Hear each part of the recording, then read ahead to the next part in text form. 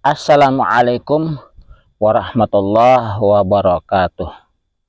Rabbi syrah li sadri wa yassir li amri wahlul 'uqdatam min lisani yafqahu qawli. Asyhadu an la ilaha illallah wahdahu la syarikalah wa asyhadu anna Muhammadan abduhu wa rasuluhu la nabiyya ba'dah.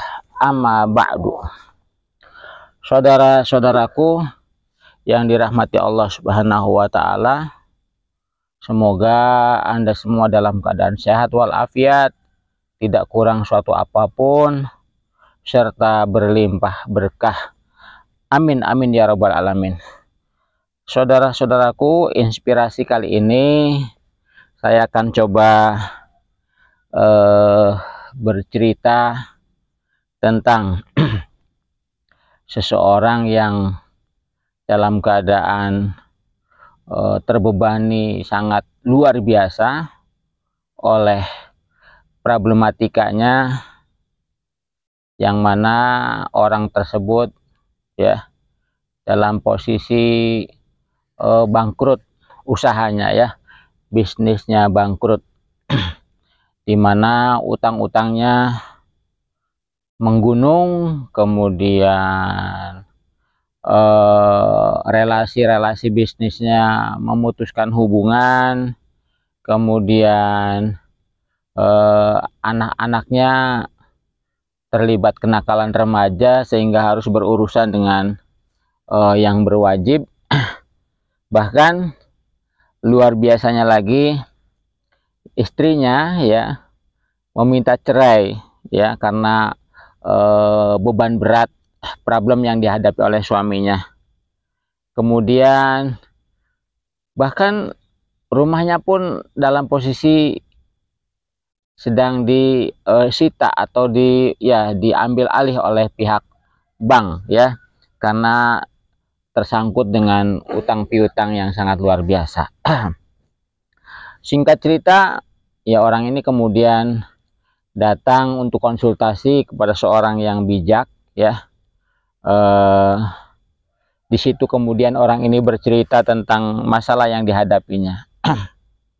Namun aneh luar biasa ya, orang bijak itu ya, si kakek tua orang bijak itu ketika mendengarkan keluh kesah problem yang disampaikan oleh orang yang datang kepadanya, tamunya itu ya,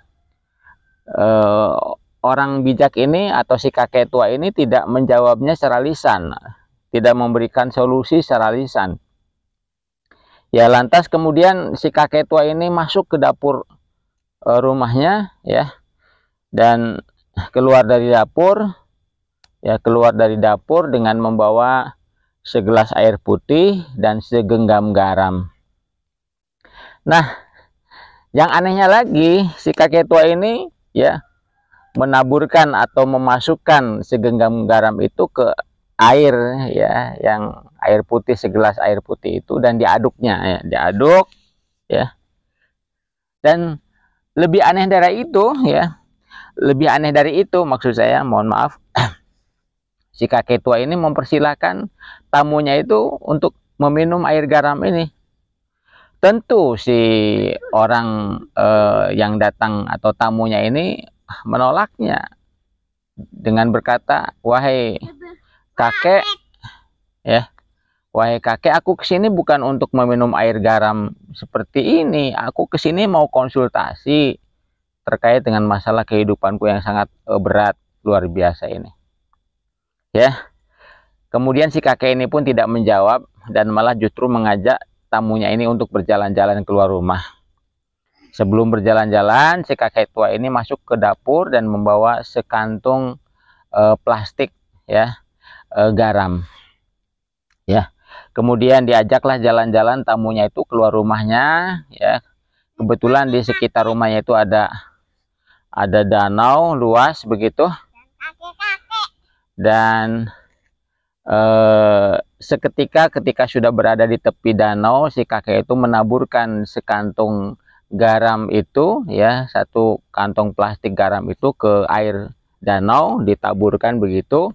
Lalu kemudian diaduk ya dengan tongkatnya, diaduk dengan menggunakan tongkatnya ya.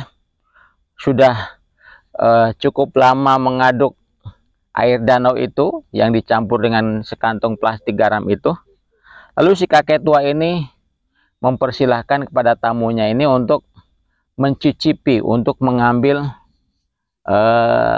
air danau itu dan untuk diminumnya.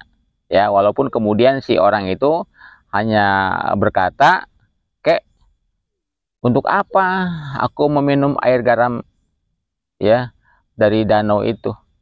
Ya, kata si kakek, "Ya, coba kamu rasakan, kira-kira berbeda nggak dengan air garam yang tadi waktu di rumah, di mana aku mencampurkan segenggam garam dengan segelas air putih, ya, dengan garam yang sama yang saya taburkan ke air danau ini. Kira-kira rasanya seperti apa?" Ya, kata si tamunya itu, "Tentu kakek, kalau tadi di rumah aku minum itu pasti aku akan muntah, ya, aku akan mual dan aku akan muntah, ya. Tapi kalau ini, ya tentu tidak kakek, karena tentu jumlah garamnya tidak sebanding dengan luasnya air, dengan besarnya, dengan luasnya danau ini, ya. Tentu airnya akan biasa-biasa saja, akan terasa tawar, ya, tidak terasa asin begitu," kata si tamunya.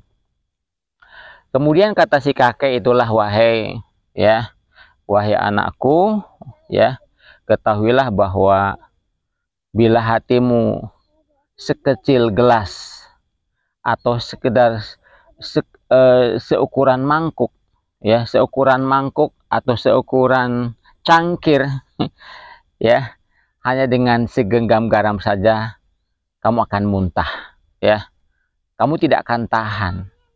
Tapi bila hatimu, ya, hatimu seluas samudra ini, seluas danau ini, ya, bahkan seluas samudra, ya, walaupun sekantong plastik ini atau bahkan lebih dari itu, tentu tidak akan terasa apa-apa. Demikian anakku," kata si kakek, "seberat apapun problem yang kamu hadapi, sebesar apapun ujian yang kamu hadapi, setinggi apapun gelombang kehidupan yang kamu hadapi, bila kamu punya hati yang luas, punya pikiran yang luas, bahkan hatimu dan pikiranmu seluas samudra di sana, ya, seluas samudra, bahkan seluas 7 samudra, seberat apapun, sebesar apapun ujian yang kamu hadapi, tidak akan terasa apapun, ya, tidak akan terasa apapun." Demikian saudara-saudaraku yang dirahmati Allah Subhanahu wa taala, maka untuk menghadapi beban hidup, menghadapi ujian, menghadapi beban hidup itu salah satu caranya adalah dengan meluaskan hati, ya, melapangkan dada, meluaskan hati kita, meluaskan pikiran kita, agar seberat apapun problem, sebesar apapun ujian hidup, setinggi apapun gelombang kehidupan, tidak akan terasa apapun, tidak akan berpengaruh terhadap kondisi kejiwaan kita, ya. Kita akan tetap stabil.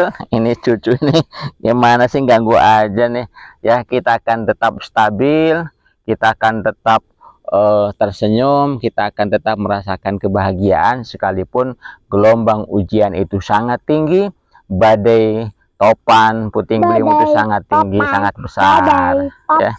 Demikian, semoga bermanfaat, semoga ini menjadi inspirasi buat kita semuanya, ya. Luaskan hati, lapangkan jiwa, ya, insya Allah kita akan mendapatkan kebahagiaan sebesar apapun gelombang kehidupan, sebesar apapun ujian yang kita hadapi, ya.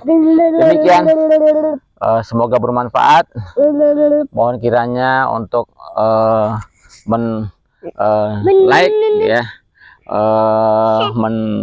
share, kemudian subscribe, ya, sebagai dukungan bagi perjuangan kami di dalam mengasuh, merintis pesantren Ulul Azmi Karimah yang kami asuh. Ya. Barakallah. Demikian, assalamualaikum warahmatullahi wabarakatuh.